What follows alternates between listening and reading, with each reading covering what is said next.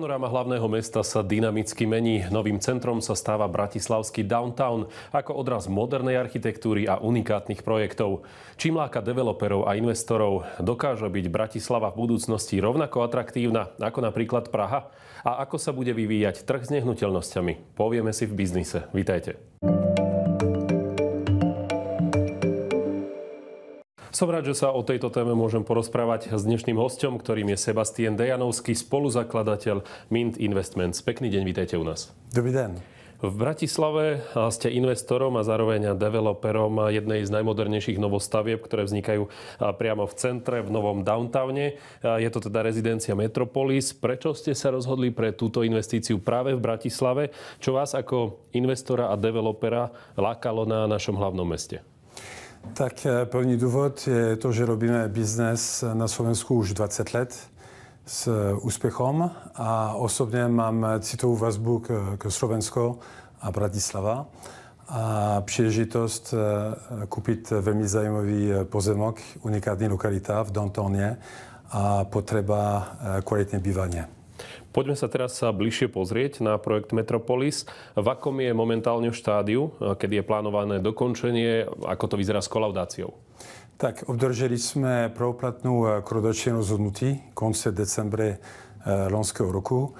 Tam realizační tým dělal fakt kvalitnou práce, takže držíme ten plán, který už jsme tady informovali před rokom vaše divákov. V čom je tento projekt možno špecifický alebo unikátny, ak ho porovnáme s inými bratislavskými projektmi? Náš cíl bylo vytvořit projekt, který bude nejmodernější. To znamená samozřejmě kvůli této lokalitě unikátní architektura, velmi kvalitní materiály, ale především špičková technologie, který nielen zajišťuje pozice neudržitelnější projekt typu bývání v Bratislavě, ale který přinese aj menší prevádzkové náklady, ale tiež nejvyšší komfort pro uživateľa. Dnes developeri často hovoria o ekologických a udržateľných riešeniach. Nielen teda hovoria, ale snažia sa ich do svojich projektov aj nejakým spôsobom implementovať. Ako je to v prípade Metropolisu? V případě Metropolis my jako společnost Mint sledujeme ta legislativa, který hýbe s naším trhem už několik let. V Evropské unii se potvrdili nějaké zákony, které předpokládají, které hodnotí tuto udržitelnost. A ta znamená, že máte velmi přesné hodnocení, jak ta budova má být postavená, jaký má mít energetickou náročnost. A to se vlastně počítá jako na metr čtvrcový na spotřebu CO2. Pre aký typ klientov je tento projekt určený? A možno, ak máte k dispozícii štatistiku, o aké konkrétne typy bytov bol v tomto projekte počas minulého roka záujem? Tak typologie klientů je širší skala. Za A to jsou mladší profesionálové, kteří mají dynamický život a nechtějí ztracit hodně času v dojíždění za Bratislavou. Mají velmi aktivní život a potřebují být v tom centrum dění.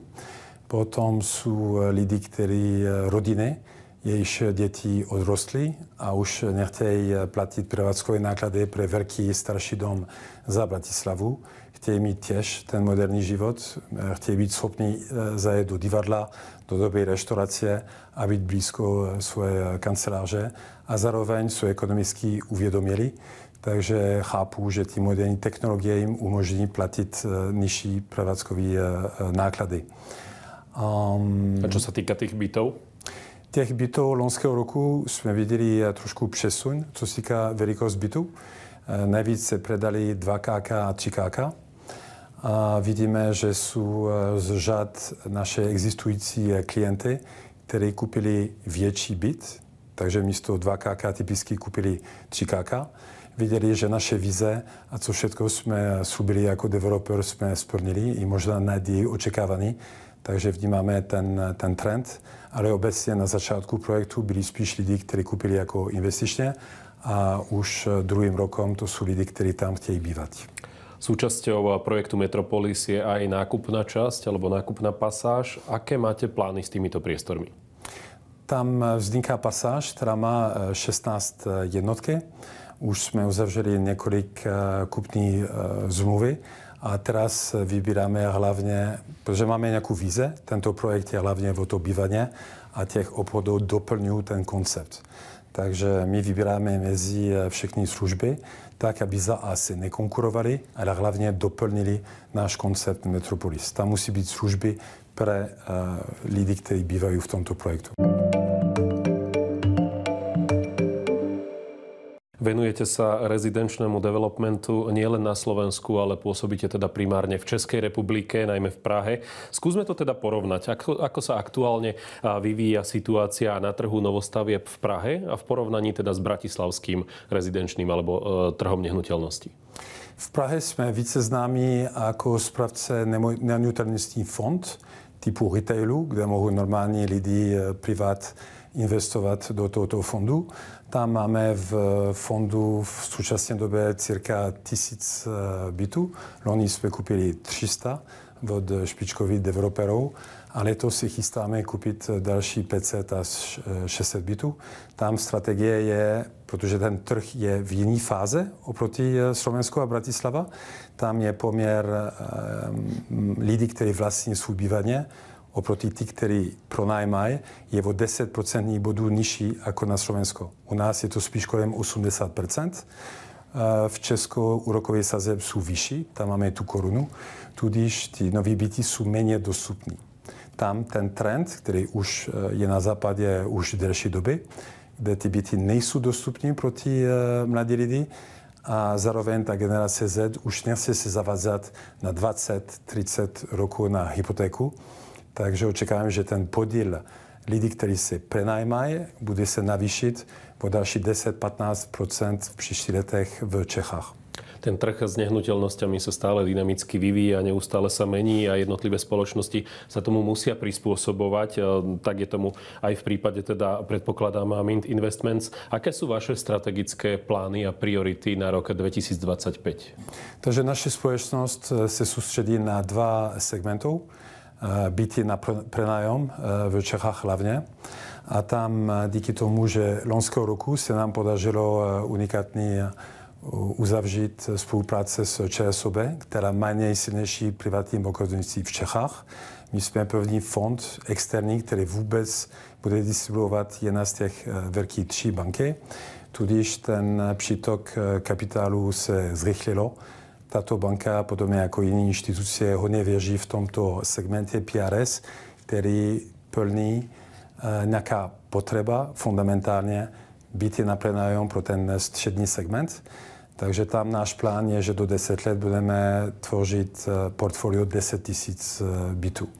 Takže tam ten plán je jasný, rokujeme s přední developeři. Náš druhá strategie je investice do komerční nehnuteľnosti, zejména kancelářské budovy. A jak jsem tady už párkrát loni říkal, vidíme, že už jsme za pik, co se týká výšky úrokových sazeb. Už rok tyto rokové sazby klesají. Očekáváme, že letos těž ECB bude muset snížit úrokové sazby, protože ta inflácia vyzerá, že bude stále klesat. Nechcem špekulovat, kolikrát bude to snižovat, ale jasně je ten trend. A keď vidíte velký známý investoři jako Warren Buffett, to musíte investovat, keď ostatní jsou nervózní. Zároveň nejsme špekulanty, takže jsme fakt čekali, že na ten pokles úrokových sazeb. Například teraz jsme v due diligence na kúpě velký moderní kancelářská budova v Prahe a se chystáme akurovat i další kancelářské projekty tam. Pre každú jednu investíciu sú samozrejme kľúčové ekonomické podmienky. Ako vnímate aktuálne trendy, teda v prípade úrokových sadzieb a legislatívnych zmien? Tie úrokové sadzby ste už naznačili. Respektíve, ako na toto budete reagovať? Aj na tie legislatívne zmeny, ktoré sa chystali a ktoré už pomaly vstupujú do platnosti. Co se týká vlastně nahnutelnost, ten opravdu je nejdůležitější parametr zdaleka jsou ty úrokové sazeb. Samozřejmě ta fiskální legislativa je hodně důležitá. Například vnímáme hodně pozitivně, jak současná vláda na Slovensko se podařilo protlačit snížení DPH na nájemní bývání. Myslím si, že to je velmi dobrý krok. Důležité je, aby tato změna byla stabilná. A jistě i pro nás, jako hráč na tomto segmentu, budeme se pozrieť na ten brazilský trh. Stále vnímáme, že poptávka je to trochu pozadu od Česko, ale si myslíme, že v ďalších letech príde táto príležitosť. Väčšina expertov sa zhoduje v tom, že rok 2025 môže byť pre ekonomiku pomerne veľkou výzvou. Aké faktory budú podľa vás formovať slovenský a európsky trh s nehnuteľnosťami v tomto roku?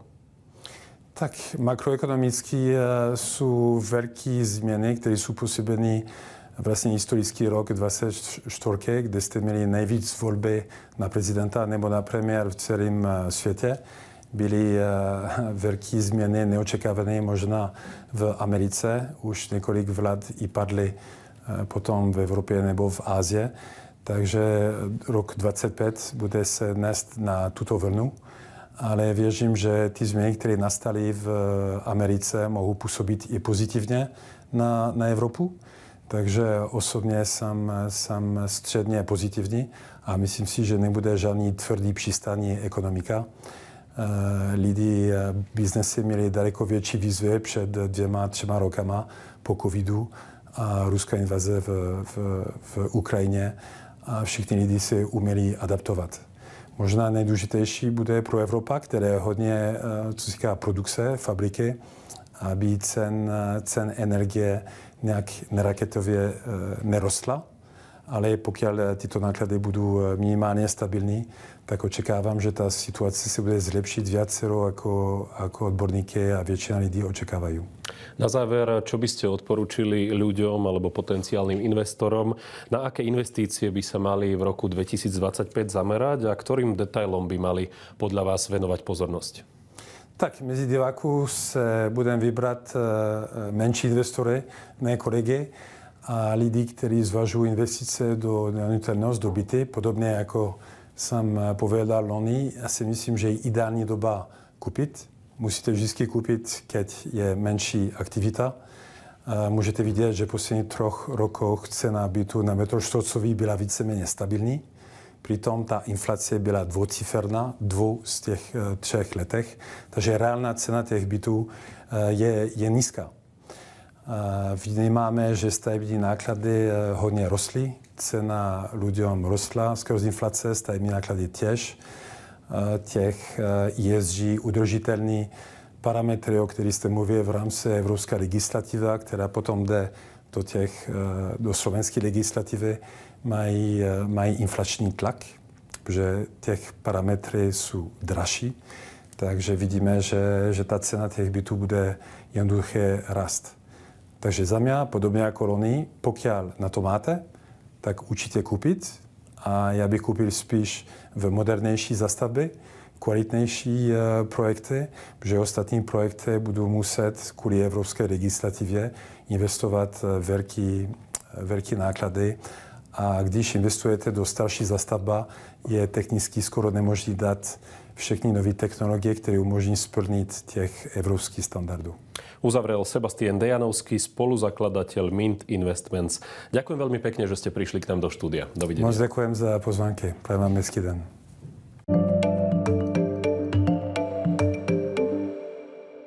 Aj o tom je biznis. Celú reláciu nájdete tak ako vždy na našom webe teatri.com. Ja sa na vás budem tešiť opäť na budúce. Ďakujem za pozornosť a dovidenia.